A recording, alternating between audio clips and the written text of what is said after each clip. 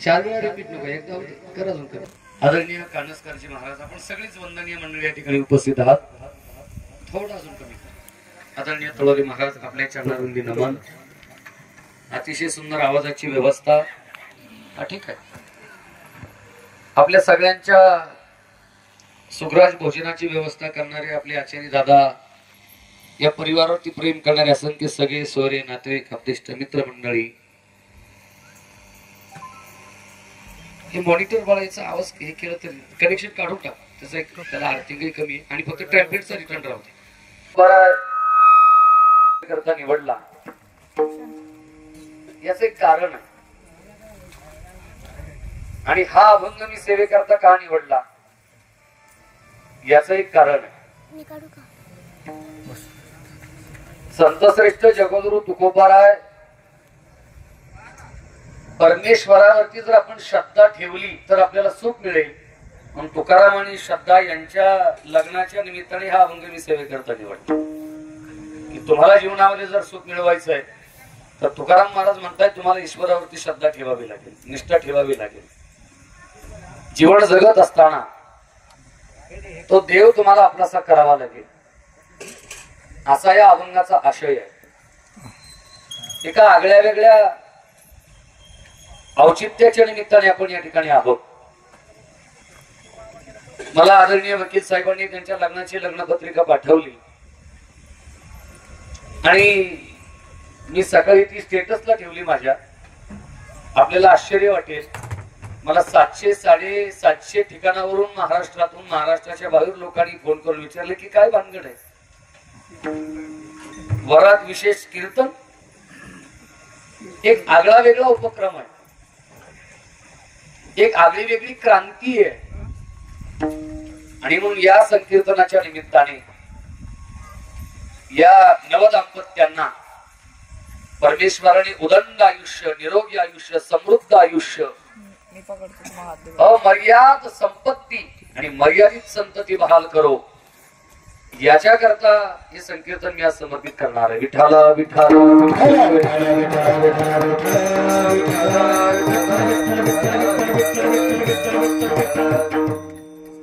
आपुला तो एक देव करून घ्यावा, तिने विन जीवा सुख नोही.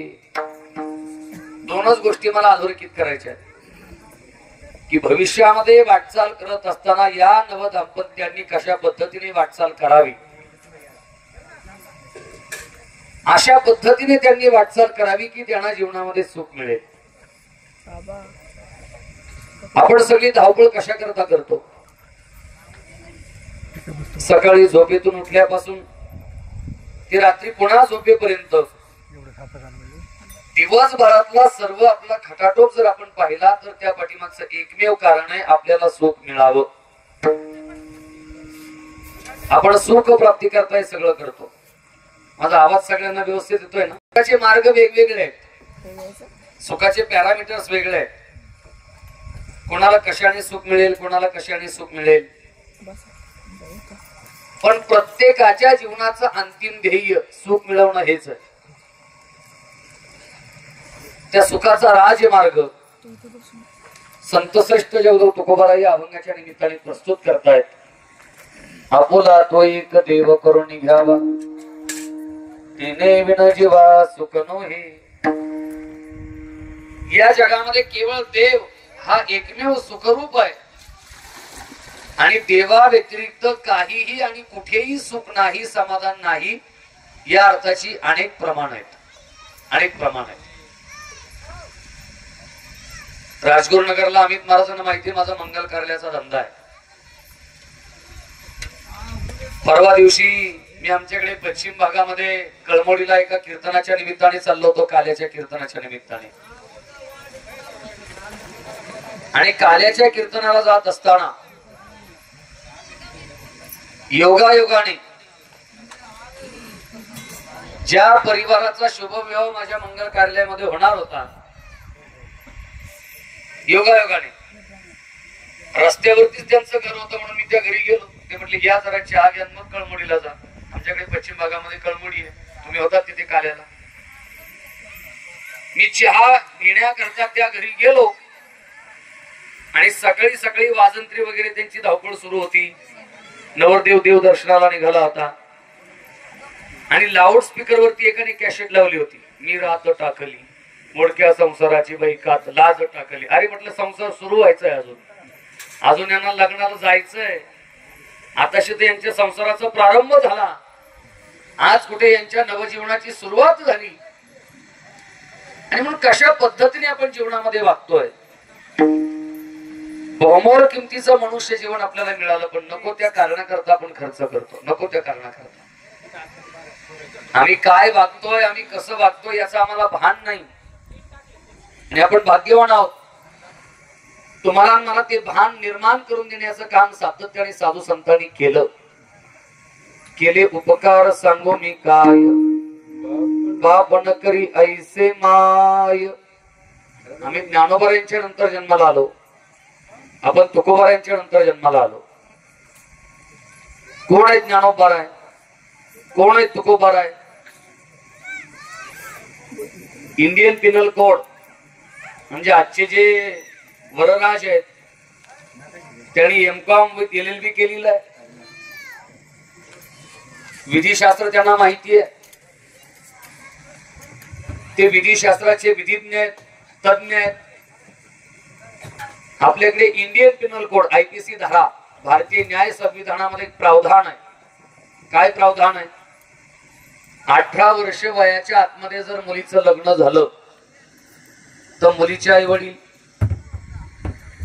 मुलाचे आई वडील, माझ्यासारखा मंगल कार्यालयावाला, त्या लग्नातली मध्यस्थी, त्या लग्नातला साऊंड सिस्टीम वाला, त्या लग्नातला केटरिंग वाला, त्या लग्नातला डीजे वाला, त्या लग्नातला ब्राह्मण काका, त्या गावचे सरपंच, त्या गावचे पोलीस पाटील, या सर्वांवरती गुन्हा दाखल होतो जर 18 वर्षाच्या आतमध्ये मुलीचं लग्न झालं. इंडियन पिनल कोड IPC धारा आहे, आपल्याकडे प्रावधान आहे.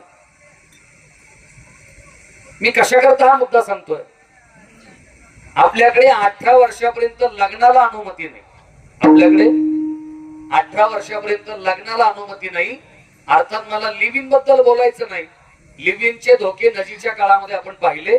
मी सोशल मीडियावरती एक पोस्ट वाचली होती की टिकलीवरती श्रद्धा ठेवली असती तर श्रद्धा टिकली असती.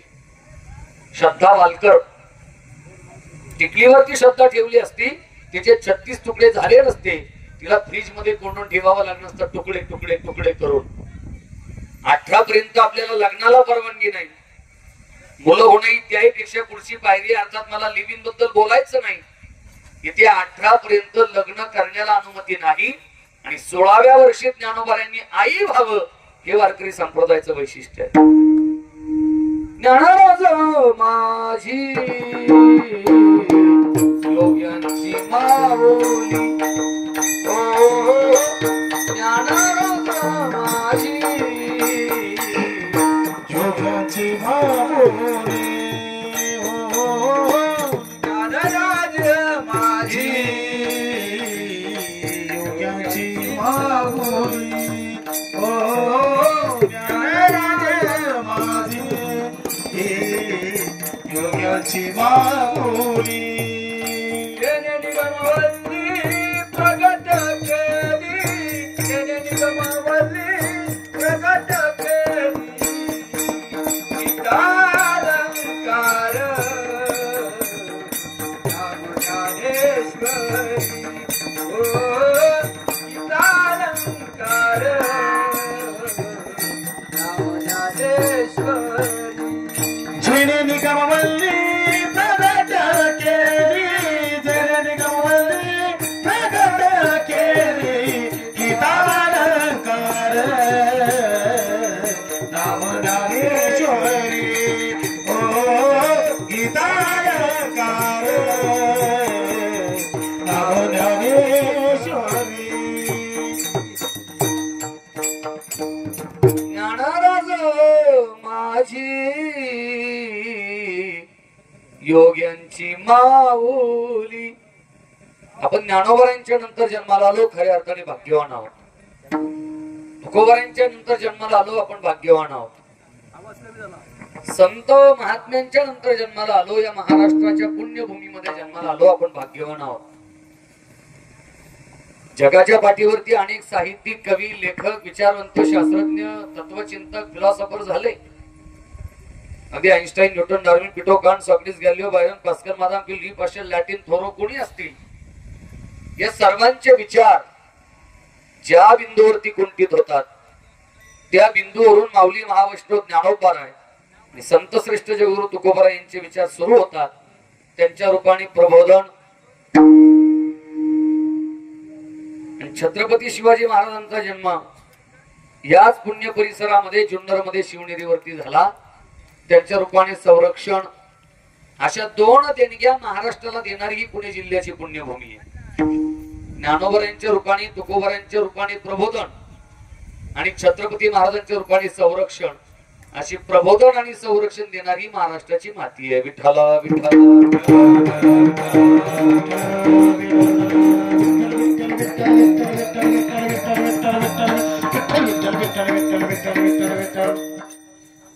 त्या संत श्रेष्ठ जगद्गुरु तुकोबाराय यांनी थोडा आवाज वाढवा.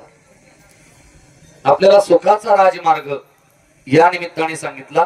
ठीक आहे, तसंच राहू. आपुला तो एक देव करुणी घ्यावा, तिने विन जीवा सुख नोही. प्रत्येकाला वेगवेगळ्या कारणाने सुख होतं, हा विचार यापूर्वीच्या काळामध्ये अनेक वेळा मी सांगितलेला आहे. मी नेहमी एक उदाहरण देत आलो. मी स्वतः बैलगाडा मालक आहे. माझ्याकडे 7 गाड्याची बैल आहेत. काणूरच्या घाटामध्ये सकाळी 7 वाजता एक जण गाडी पाहायला बसला.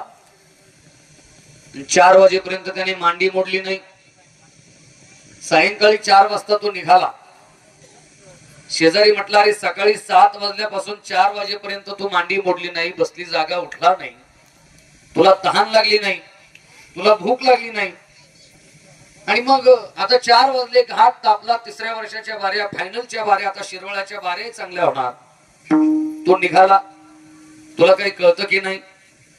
हा म्हटला 7 वाजल्यापासून 4 वाजेपर्यंत मी घाटात 8-9 तास घाटामध्ये काढले, पण सकाळपासून मला काही मजा आली नाही. का? म्हटलं सकाळपासून एकही बारी वळाली नाही. आता ज्या घाटात बारीच वळत नाही त्या घाटात काय मजा आहे? हे काहींना बारी सरळ धावताना पाहताना आनंद वाटतो, आणि काहींना बारी वळाली मग जी धावपळ आहे भिडीवाल्याची, कलिंगडावाल्याची, सरबतावाल्याची, ती धावपळ पाहण्यात काहींना आनंद वाटतो. प्रत्येकाच्या आनंदाचे पॅरामीटर्स, निकष जरी वेगळे असले तरी प्रत्येकाची धावपळ ही सुख, समाधानी, आनंद मिळवण्याकरताच आहे. विठ्ठला विठ्ठला.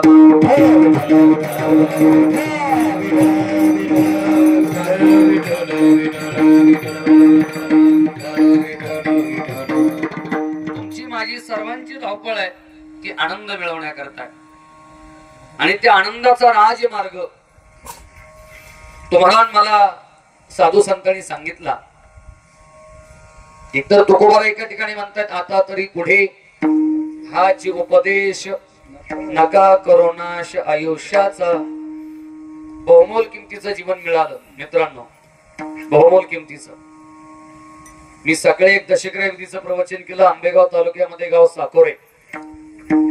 आपल्या दोन्ही तिन्ही जिल्ह्यामध्ये जे एक्झिक्युटिव्ह इंजिनियर आहेत प्रशांतजी कडोसकर म्हणून, त्यांच्या वडिलांच्या दशक्रियेचं प्रवचन केलं.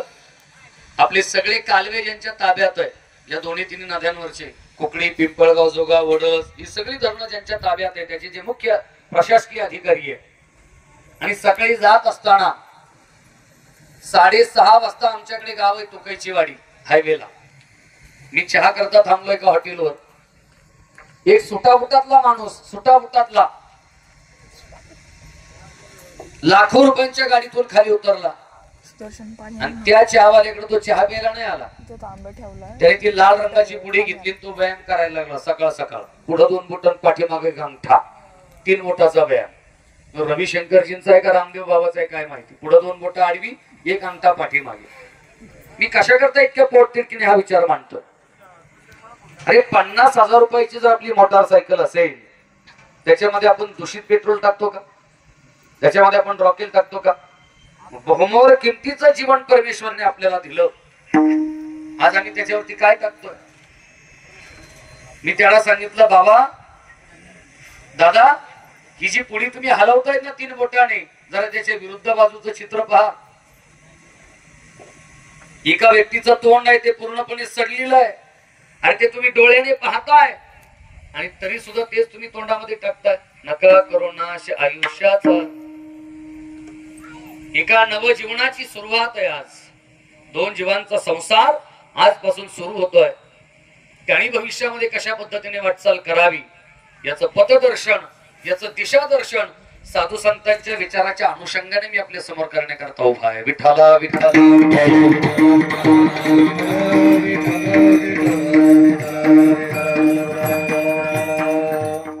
आपण मनुष्य म्हणून जन्माला आलो आणि काही ज्ञान नाही कोठे, हेची देई घडे देवाचे भजन, आणि कभी ज्ञान नाही कोठे.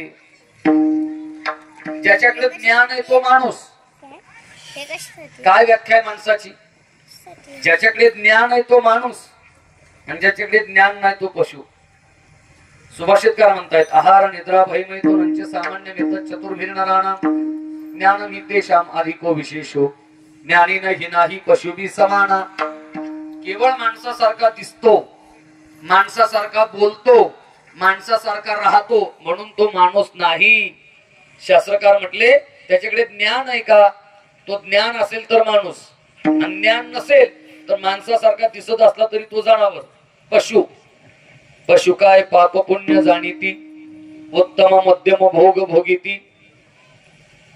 आता बऱ्याच पशु पक्ष्यांना, माझं एक विधान नीट आहे का, बऱ्याच पशु पक्ष्यांना माणसापेक्षा जास्त ज्ञान आहे, तो भाग वेगळा. तुम्ही सगळ्या माता भगिनी थकलेल्या आहेत, मला याचं भान आहे.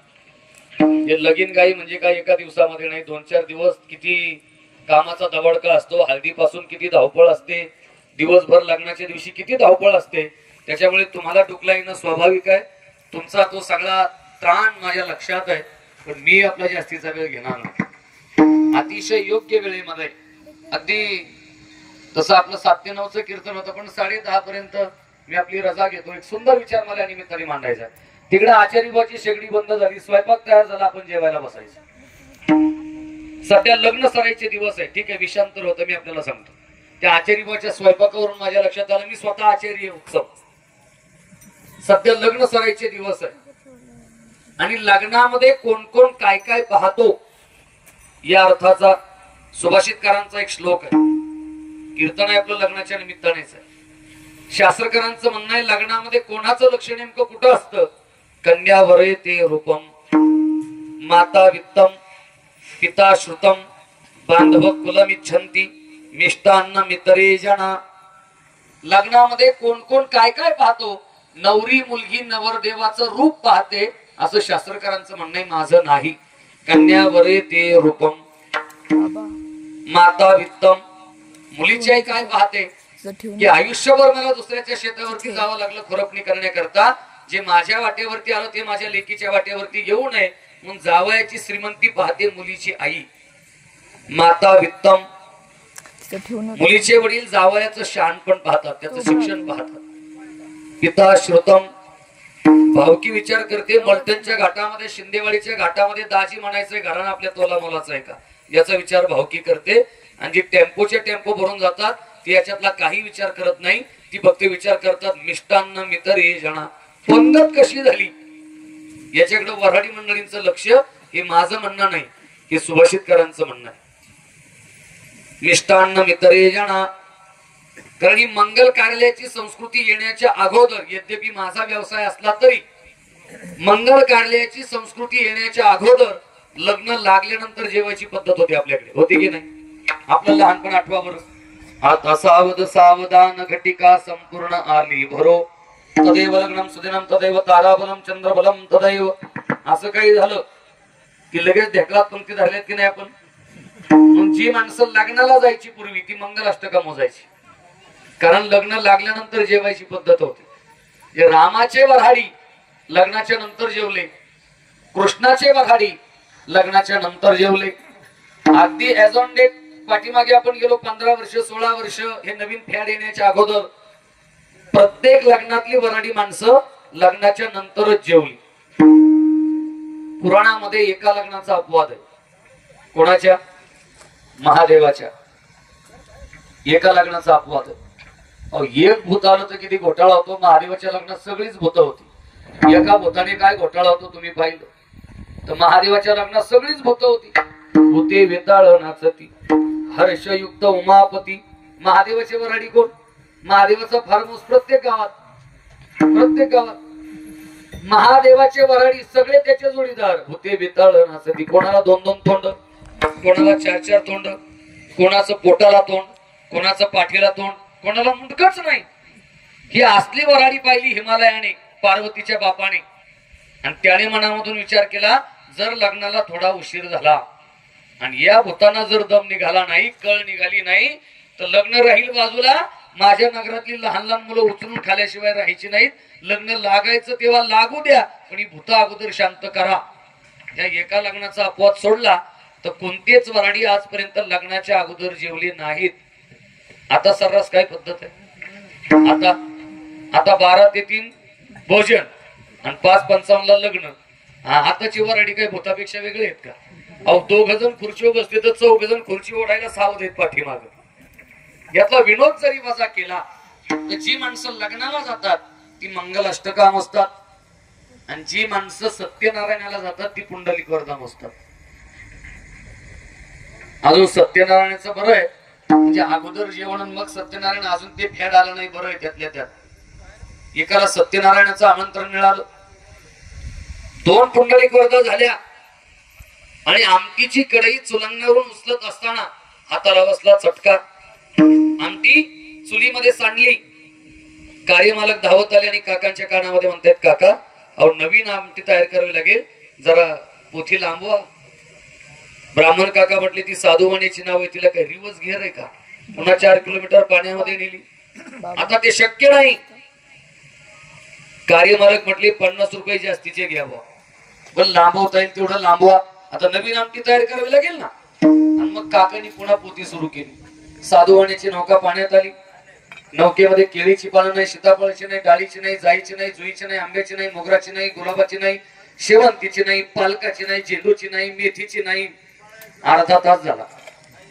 ज्याला 450 सत्यनारायण पचवायचा अनुभव आहे तो हळूच काकांच्या कानामध्ये म्हणतो काका अर्धा तास झाला ना. गुलाबाची नाही, झेंडूची नाही, मेथीची नाही, पालकाची नाही. अहो पानं होती कशाची ती तरी सांगा साधूवाण्याच्या नावात. काका म्हटले आमटी होतो रे असंच चालायचं. तसंच आहे. तिकडून फोडणीचा वास आला मग आचार्य बाबा म्हटले आता ठीक आहे आता भात मोरायला ठेवला आता जेवण रेडी. आपलं जय विठ्ठल आपलं कीर्तन संपलं. हे चालतंय तोपर्यंत इतका सुंदर विचार मी साधू संतांचा आपल्या समोर मांडतो. मनुष्य प्राणी आणि इतर प्राणी यांचं बायफर्केशन करत असताना यातला प्रमुख फरक काय आहे? शास्त्रकार म्हटले ज्याच्याकडे ज्ञान आहे तो माणूस आणि ज्याच्याकडे ज्ञान नाही तो पशु. विठाला विठाल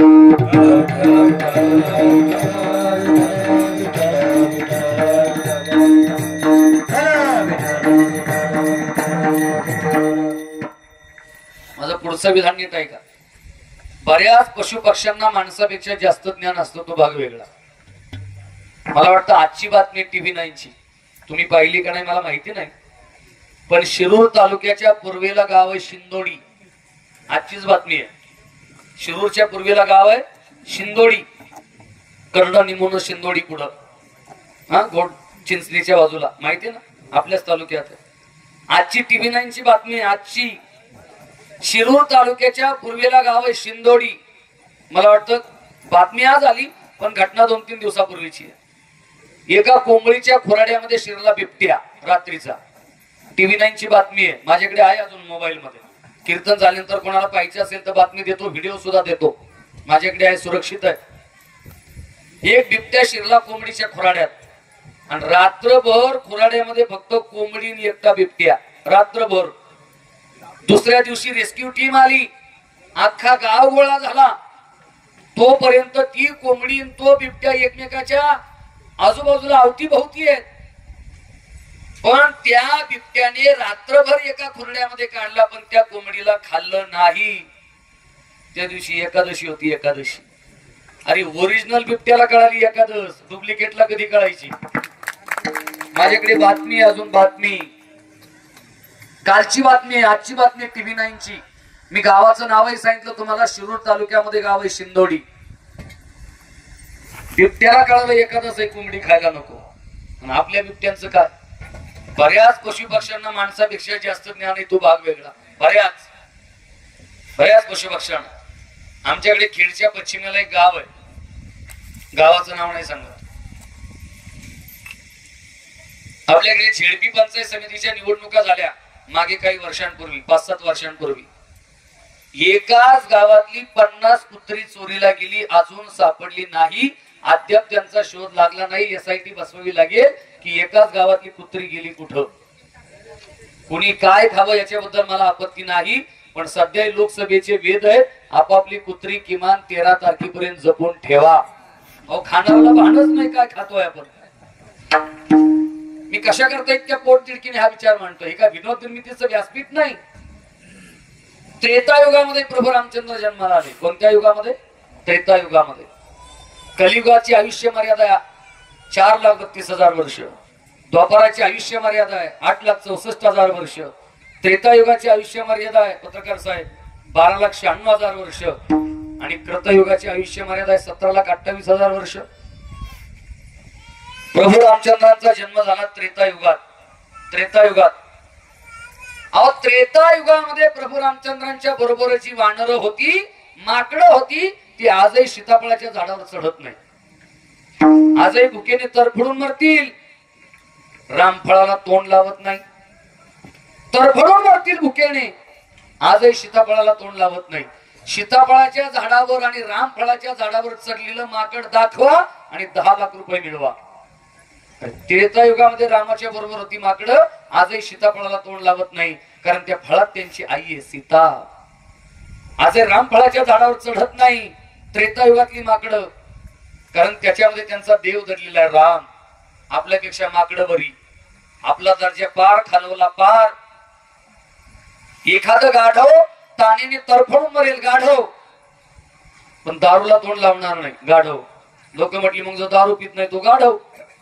एखाद्या गोष्टीचं इंटरप्रिटेशन कसं करायचं, संगती कशी लावायची, हा ज्याचा त्याचा प्रश्न आहे. पण बहुमोल किमतीचं जीवन मिळालं मित्रांनो, सुख मिळवायचंय. आपुला तो एक देव करून घ्यावा, तिने विना जीवा सुख नोही. बऱ्याच पशु पक्ष्यांना माणसापेक्षा जास्त ज्ञान असतं. त्याच्याकरता एक उदाहरण सांगतो. भजन करा. विठ्ठल विठ्ठल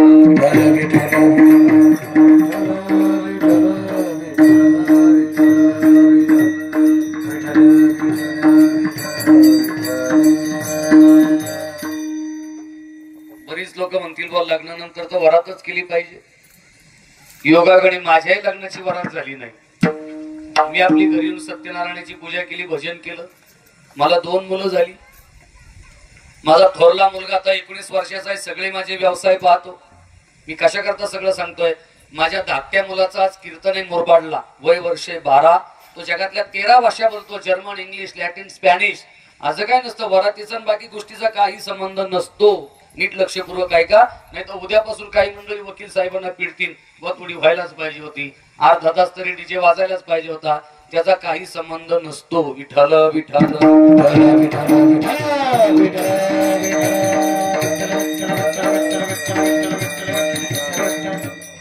पशु पक्ष्यांना माणसापेक्षा जास्त ज्ञान असतं. नीट ऐका उदाहरण. एका मित्राने आपल्या दुसऱ्या मित्राला फोन केला. तो म्हटला अरे मी वैतागलो, त्रस्त झालो. गेली 15 दिवस झाले एक मांजर सकाळी सोडली की संध्याकाळी घरी, संध्याकाळी सोडली की सकाळी पुन्हा घरी. जाम वैतागलो, काहीतरी उपाय सांग. ज्या मित्राला त्याने सल्ला विचारला त्याने सांगितलं मी सांगतो तसं कर. एक पिशवी घे, त्या पिशवीत ते मांजर टाक, पिशवीचं तोंड घट्ट बांध, पिशवी पाठीवरती घे, सरळ जा डाव्या बाजूला, सरळ जा उजव्या बाजूला, पुन्हा सरळ जा डाव्या बाजूला, पुन्हा सरळ जा उजव्या बाजूला. असं डावं उजवं डावं उजवं डावं उजवं करून कन्फ्युज होऊन जाईल मांजर. सोडून दे, गोंधळ, घरी यायचं नाही, तुझी सुटका होईल. आता ज्या मित्राने सल्ला दिला त्याने आवर्जून याला 2-4 दिवसांनी फोन केला. तो म्हटलं का रे कशी काय वाटली युक्ती, आलं का मांजर घरी? हा म्हटलं तू सांगितलं तसं केलं बघ. एक पिशवी घेतली, त्याच्यामध्ये मांजर टाकलं, पिशवीचं तोंड घट्ट बांधलं, पिशवी पाठीवरती घेतली, सरळ गेलो डाव्या बाजूला, सरळ गेलो उजव्या बाजूला, पुन्हा सरळ गेलो डाव्या बाजूला. समोरून मित्र फोनवरून म्हटला डाव उजवं राहू दे, मांजर घरी आली का ते सांग. हा म्हटला मांजर व्यवस्थित घरी आली बुवा, पण मला 2 दिवस रस्ता नाही सापडला. बऱ्याच पशु पक्ष्यांना माणसापेक्षा जास्त ज्ञान असतो, तो भाग वेगळा. आपण मनुष्य म्हणून जन्माला आलो. मनुष्य परमेश्वराने काय उपकार केले आपल्यावरती? दिले इंद्रिय हात पाय कान, दिले इंद्रिय हात पाय कान,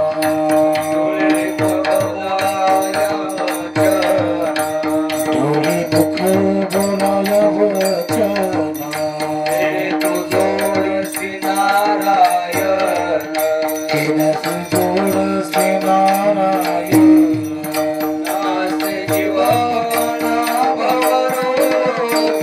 दिले इंद्रिय हात पाय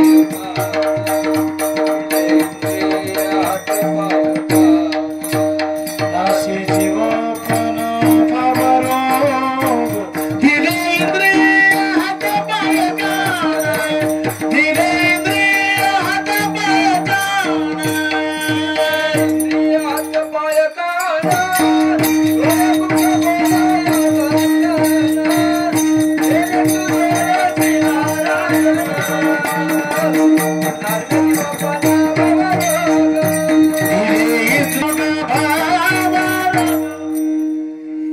दिले इंद्रिय हात पाय कान, डोळे मुख बोलाया वचन, जेने तू जोडीसी नारायण, नासे जीवपणा भवरोग. माझा एक प्रश्न आहे आपल्या सगळ्यांना. इथे एकतरी व्यक्ती अशी आहे का ती सांगेल बंद करा तुमचं कीर्तन, थांबवा, आम्ही 50 लाख रुपये बँक मध्ये एफडी केले म्हणून नातू झाला? आहे का कोणी बाबा? काही एफडी करावं लागलं का नातू होण्याकरता? आहे का कोणी एकतरी व्यक्ती कानूर मध्ये की तिकडे एफडीच्या पावत्या तयार झाल्या आणि घरून फोन आला पेढे घेऊन या? शिरूर तालुक्यामध्ये एकतरी व्यक्ती आहे का ती सांगेल 550 एकर जमीन तारण दिली पिढीशीला, तिकडे तारणाच्या पावत्या मॉर्गेज डीड तयार झालं आणि घरून फोन आला बर्फी घेऊन या मुलगी झाली? अहो काही जामीन दिल्या वाचून, काही तारण केल्या वाचून, जेणे हा जीव दिला दान, तयाचे करीन चिंतन, जग जीवन नारायण, गायन गुण तयाचे, जोया विवरेच्या तीरी, पावले समची साजी. काय गोडवा आहे त्याच्यामध्ये. आणि म्हणून आपण भाग्यवान आहोत, मनुष्य म्हणून जन्माला आलो. तुकोबाला एका ठिकाणी सांगताय, तुका म्हणे लाभ होय तो व्यापार. अनेक सारस्वत, अनेक साहित्यिक तुकोबा यांच्या वाट्याला गेले. गणादेश पंडे, लरा पांगरकर, बप्पू काळे, शंकरराव खरात, अनिल अवसट, दमा मिराजदार, गोणी दांडेकर, निर्मळकोण फडकुले, दीपू चित्रे, सदानंद मोरे, असे अनेक मंडळी आहेत. बाबू पडवळ, महम्मद देशमुख, विलभ भावे, विकार राजवाडे, प्रभावती राजवाडे, सदानंद मोरे, अशोकराव कामत, नाम लचक यादी घेता येईल, आनंदराव यादव, अनेक मंडळी तुकोबारांच्या वाट्याला गेली. काहींनी तुकोबारांचा उपमर्द केला. तुकोबारांना व्यवहार कळत नव्हता, हिशोब कळत नव्हता. अरे तुकोबारांचं प्रमाण आहे, मुदलात पडे तोटा, ऐसा खोटा उदीम, जन्मा येऊनी काय केले, तुवा मुद्दल गमाविले. देवाचं नाव घेणं आणि देव आपलासा करणं कधी फायद्याचा व्यापार आहे का? नीट लक्ष देऊन ऐका. एक बाबा पंढरपूरला जाण्याकरता निघाले. वयस्कर होते, 60-70 वर्षाचे. नित्य दर महिन्याला पंढरीच्या वारीचा त्यांचा शिरस्ता. पंढरपूरची वारी करण्याकरता निघाले. शिवाजीनगरला एसटी मध्ये बसले. कंडक्टरच्या शेजारीच बसले. कंडक्टर साहेब म्हटले, बाबा मला 2 दिवसाचं जागरण आहे, तिकीट काढून माझं काम झालेलं आहे, तुम्ही बाजूच्या शीटवरती बसा, मला जरा आराम करू द्या, मी टुकला काढतो. बाबा म्हटले, असं कसं? 6 तासाचा प्रवास आहे, मुख्याने कसा करायचा? काहीतरी बोलो ना, तुम्ही माझ्याशी काहीतरी बोला, मी तुमच्याशी काहीतरी बोलतो. आता बाबा तसे काही शांत राहायचे नाहीत. कंडक्टर म्हटले, फुकट नाही बोलायचं, पैज लावा, पैज. मी तुम्हाला एक प्रश्न विचारतो, तुम्ही मला एक प्रश्न विचारा, पैज लावा. असे तरी बाबा शांत होतील हा हेतू कंडक्टर साहेबांचा. बाबा म्हटले पैंज तर पैंज.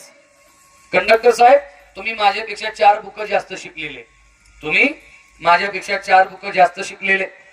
मग कंडक्टर साहेब मी तुम्हाला एक प्रश्न विचारतो, त्याचं उत्तर तुम्हाला देता आलं नाही तर तुम्ही मला 1.5 रुपये द्यायचा. आणि तुम्ही मला एक प्रश्न विचारा, त्याचं उत्तर मला देता आलं नाही तर मी तुम्हाला 50 पैसे देईन. कंडक्टर हो म्हटले.